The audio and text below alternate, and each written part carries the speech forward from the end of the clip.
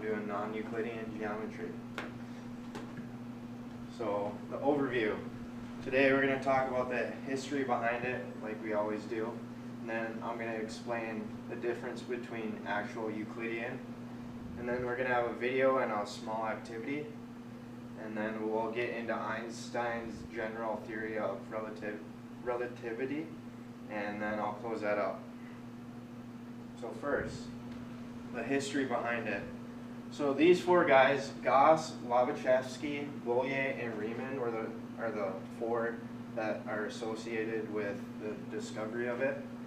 And I'll give you a little story behind the four. Riemann, he's more of a recent mathematician that came up with some stuff, so he's kind of more recent. The other three are the early on people. Gauss is actually the first mathematician to come up with it, and he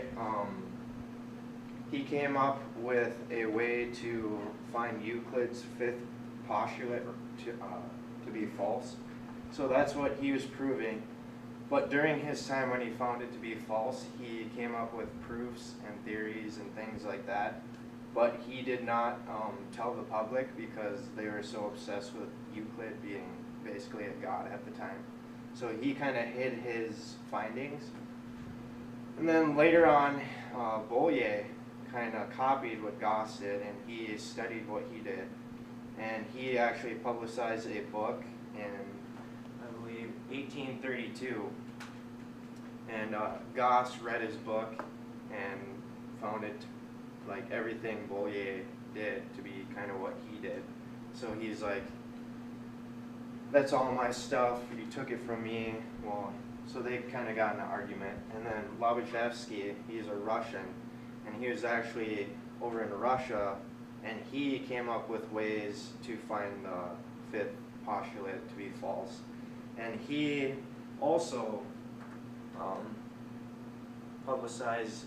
published a book, and he did that over in Russia, and he didn't get a lot of people to be interested in it, because, I don't know, that's just what the Russians were like, I guess. They weren't really into math.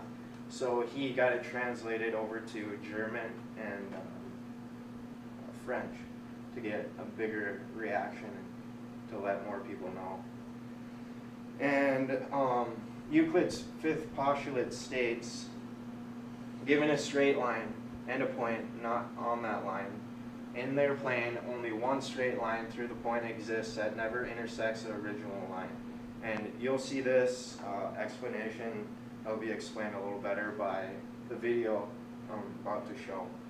And so when talking about the fifth postulate, all four mathematicians, they were looking up at space, and they're thinking, you know,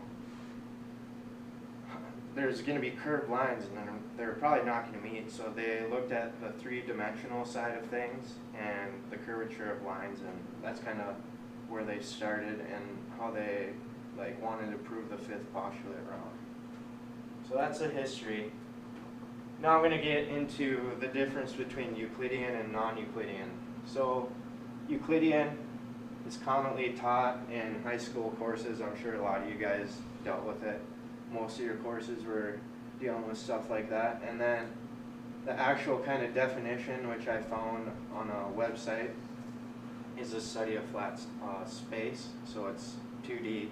It's, you know, just like boards, pieces of paper, stuff like that. And it's based on the Euclid's first four postulates. And in Euclidean, triangles are always equal to 180. And then as you can see in non-Euclidean, the two most types are hyperbolic and spherical.